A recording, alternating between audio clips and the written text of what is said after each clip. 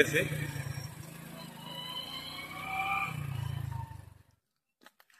দেখেন এদিক দিয়ে আবার ওই যে ওইটা আরেকটা টিলা, আমি ওইটার উপরে গেছিলাম।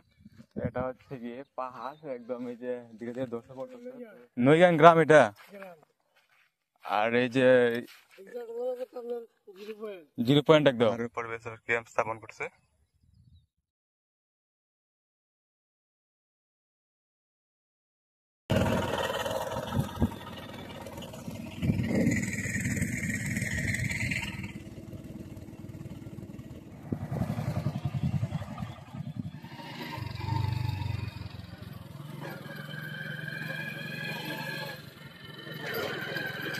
শাহ আরফিন টিলা, ওই যে এখানে লেখা আছে হযরত শাহ আরফিন টিলা এখানে। এখন আমি এই যে শাহ আরফিনের টিলার উপরে উঠতেছি। এখানে দেখতে পাচ্ছি একটা ডান বক্স আছে, এখানে আছে পাথর আছে আর একটা মেসও দেখা যাচ্ছে এখানে, ওই যে মেস লাইটের আর কি। এখন এটা সম্পর্কে আজকে আমি এক্সপ্লোর করে জানতে। টিলার উপরে দেখেন এখানে হচ্ছে সিঁড়ি বানাইছে, তারপরে আশেপাশে অনেক পাথর আছে, বড় বড় পাথর। আর ওই যে দেখেন এখানে আমার হুন্ডাটা রাখলাম। ওয়াও, সুন্দর একটা প্লেস। দেখেন এখানে পাথরগুলো অনেক বড় বড়, দেখেন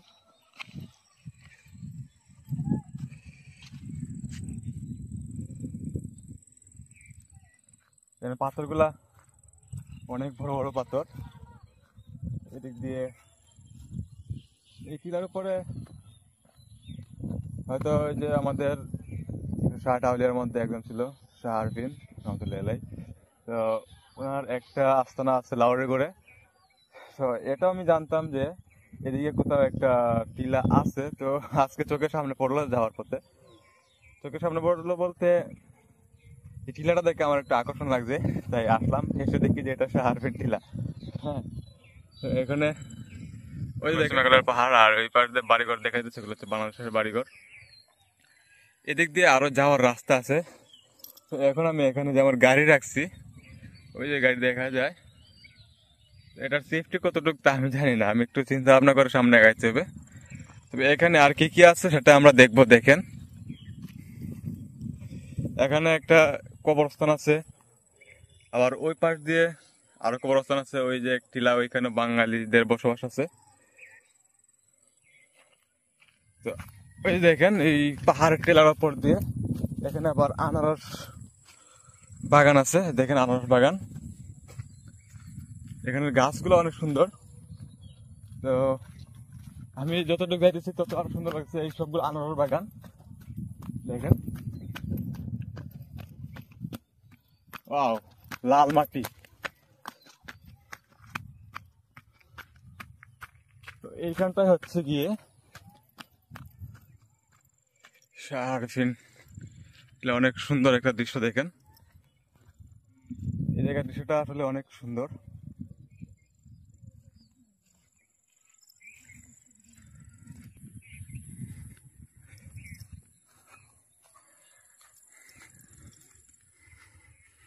পেছন দিয়ে এগুলো হচ্ছে ভারতের মেঘালয়ের যে পাহাড়গুলা, এই পাহাড় দৃশ্য।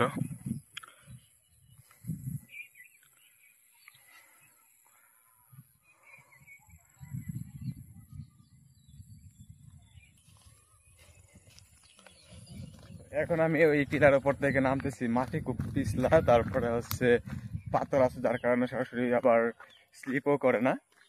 আর জুতার অবশ্যই বিট থাকতে হবে, বিট না থাকলে অবশ্যই আপনি দপাস করে পড়ে যেতে পারেন। এখানের আনারস, যে এখানে আনারস হচ্ছে, এখানে আনারসগুলো হয়তো অনেক টেস্টি হবে। দেখেন ওই যে এখানে আনারস হয়েছে, আর একটা আনারস নিয়ে গেছে কে যেন। এদিক দিয়ে প্রচুর আনারস হয়, আর এই পাহাড়ের আনারসগুলো অনেক সুস্বাদু হয়, অনেক সুস্বাদু হয়। আমি এখন ওই দিক দিয়ে বাইক নিয়ে আমি স্পটের পুরো একটা লোকেশন খুঁজে ফেলছি, কোন দিক দিয়ে যেতে হবে। তো ওই দিক দিয়ে গাড়ি নিয়ে আবার আমি অন্য দিক দিয়ে দেখতেছি, আর সুন্দর দৃশ্য দেখাবো আপনাদেরকে। এই প্লেসটা আসলে অনেক ভালো লাগছে। সবচেয়ে আর আকর্ষণ যে এখানের যে পাথরগুলা, এগুলো অনেক আকর্ষণ। যাই হোক, নতুন একটা স্পটের সন্ধান পাইলাম আমি, যেটা আমার নজর কেড়েছে খুব অল্প সময়ের মধ্যে। আপনাদের কাছে কেমন লাগছে অবশ্যই কমেন্ট করে জানাবেন।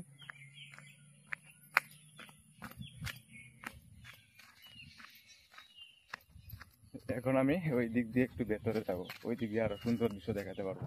দেখেন এই টিলার নিচে আশেপাশে আরো কবরস্থান আছে, এদিকে দেখেন, এদিকে কবরস্থান আছে অনেক। এগুলো হয়তো গ্রামের যে জনগণ মারা যায় ওদেরকে কবরস্থান দেয় এখানে। সামনে এখন যাব আমি। দেখেন এদিকে আনারসের আছে, চারা আছে। আর এই হচ্ছে রাস্তা, একদম পাহাড়ি রাস্তা এগুলা।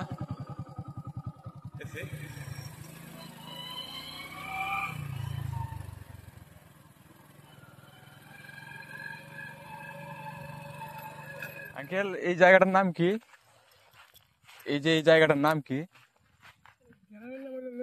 নইগাং গ্রাম এটা। আর এই যে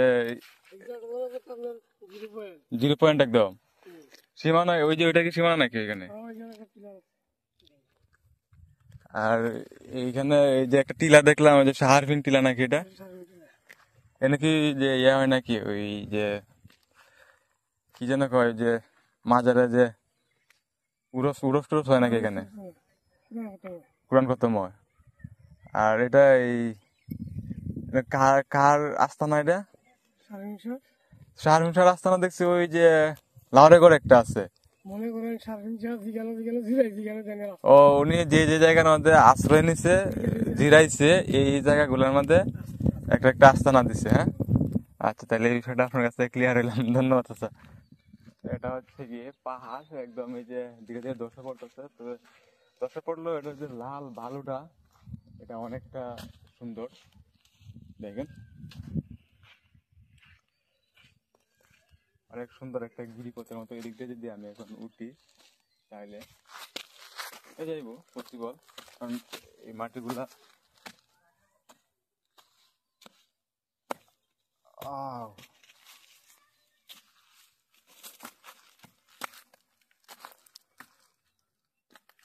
দেখেন এদিক দিয়ে আবার ওই যে ওইটা আরেকটা টিলা, আমি ওইটার উপরে গেছিলাম। তো এখানে রাখলাম আমার হুন্ডা। দেখেন এই মাটিগুলো একদম পাথরের মাটি, এটা একটা বড় একটা পাথরই।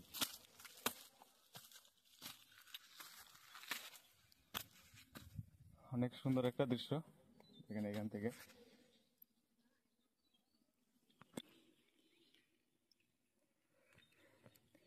তো এখান থেকে যখন পানি পড়ে তখন হয়তো আরো সুন্দর লাগে। এদিক দিয়ে আরো উপরে উঠা যাবে হয়তো, তবে এই পাথরগুলো একদম লোহার মতো, যেমন লোহা, এই পাথরগুলো একদম লোহার মতো।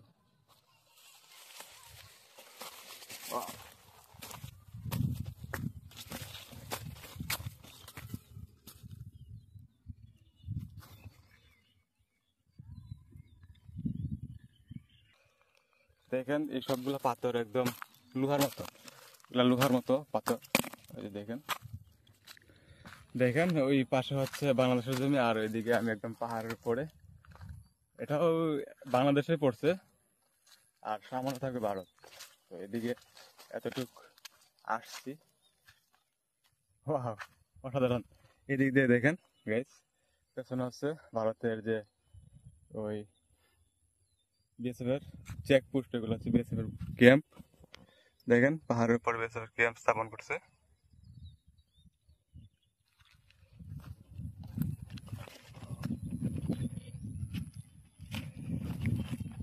এদিক দিয়ে জায়গাটা, ওয়াও দেখেন, এটা একটা রাস্তা, এদিক দিয়ে আবার খুব সুন্দর একটা ভিউ পয়েন্ট। আমি আসলে ব্যতিক্রম ধর্মী কিছু খুঁজে বের করার চেষ্টা করি। তো আজকে যে একটা স্পট আমার কাছে লাগলো, এটা দেখেন, ভয়ঙ্কর একটা সৌন্দর্য। এগুলো উপভোগ করতে হলে আপনাকে অবশ্যই প্রকৃতি প্রেমী হতে হবে। আপনার চোখে যে সৌন্দর্য, এগুলা অবশ্যই বেশি ওঠার মতো একটা মন মানসিকতা থাকতে হবে। এই যে বিশেষ করে সব জায়গায় এদিকে বেশিরভাগ আপনি আনারস পাবেন, আনারসের গাছ পাবেন। আর এই পাহাড়ি মানুষগুলো অনেকটা জোশ থাকে। হাই গাইস, এখন দেখেন চলে যাচ্ছি